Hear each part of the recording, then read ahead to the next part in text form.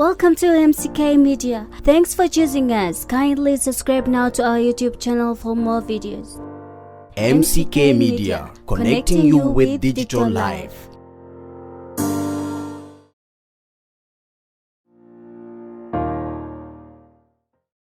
It has been months since the outbreak of the deadly pandemic coronavirus across the globe. Among other African countries, South Sudan is one of the affected. Since then, the government and the World Health Organization, including other partners, are working very hard with the media and other mediums to ensure citizens are safe from the disease. As weeks collapsed, more cases were confirmed. The virus proved to be spreading rapidly in the country, and the government imposed a partial lockdown, among other measures. Few weeks after imposing the partial lockdown, livelihood became a problem. Many lost their jobs, businesses were closed, and things became hard. Soon, the government eased some of the restrictions following a trend of complaints by few citizens who did not understand what the virus can do, and people were back to business. Markets were flooded. People continued with their daily business.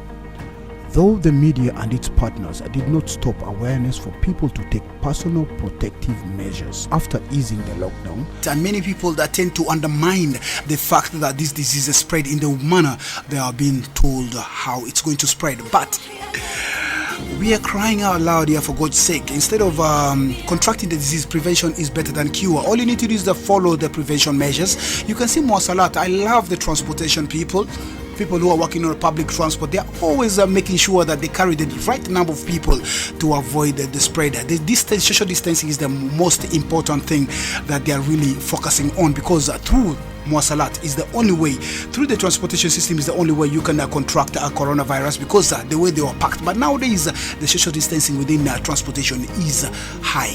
Thank you very much for always following the WHO rules and the Ministry of Health, and not forgetting coronavirus is there to hunt for you, and instead you should put a wall against it.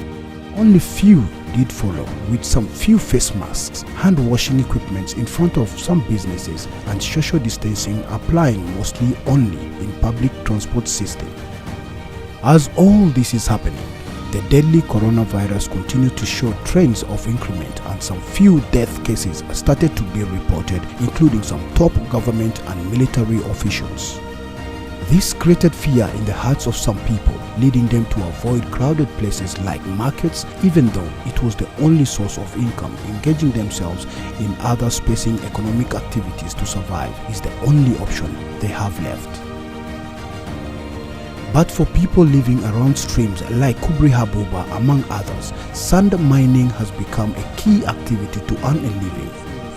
Even children involved with their parents have become a common view at the mining site. Odraba is a disabled grandmother of an 8, 7 and a 5-year-old boys, including a 5-year-old granddaughter. She decided to work mining sand with her 3 grandchildren after losing her business in the market following the COVID-19 lockdown. Even though the lockdown has been eased by the high-level task force, the latest news about the virus does not encourage her to join others who decided to go back and reopen their businesses.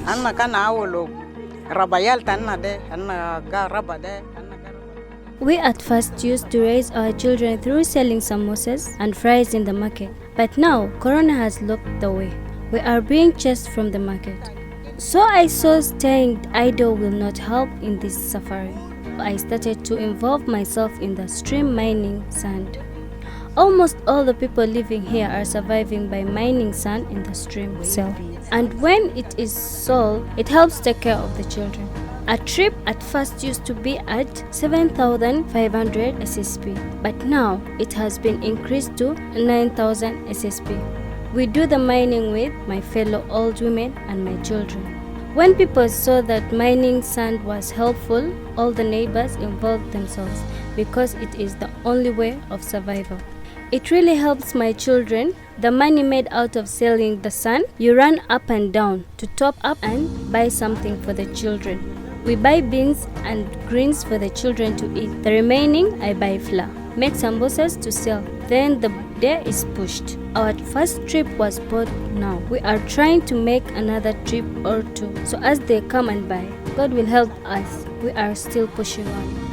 When I started working for survival, distilling local alcohol to raise my children, ever since my husband died, leaving me behind with small children to take care of. After selling the alcohol, I hired someone to help dig a garden to help feed the children. It's just that all schools are closed due to Corona. Otherwise, all my children are in school. Now we are working hard to save so as when school opens, there is enough to pay for their school, to help all the children who are trying to help me. Madrasa kanipata sanishaidu kamani ideta bagiyal tayale kubarinde. Wani Juma Joseph is the eldest of the 3 grandchildren. He spends most of his time with the other children of his caliber in the area to help their parents in piling a heap of sand that will be sold at a maximum of 8,500 per trip of truck. He says he is doing this to help his grandmother so as they can get what to use in this time since his grandmother stopped selling at the market. I remove it from the water, and then me and my other younger brothers and sister help grandmother collect and pile it outside to sell so as the truck comes and take. When it is bought, we give the money to my grandmother to help. Many undermined the disease when it was first announced in the country. Some said it was a disease for the white people only. Others said the disease will not survive due to our hot weather, followed by many more other miscommunications, till it proved to be real and even taking lives of close ones. With all these nightmares, it's now upon individuals to take personal protective measures against the deadly pandemic. Though, with the local ignorance, the government and its partners is doing its best to ensure the nightmare comes to an end. But this has posed some few questions on our minds. What has coronavirus done to us? Is this child labor or survival for the fittest?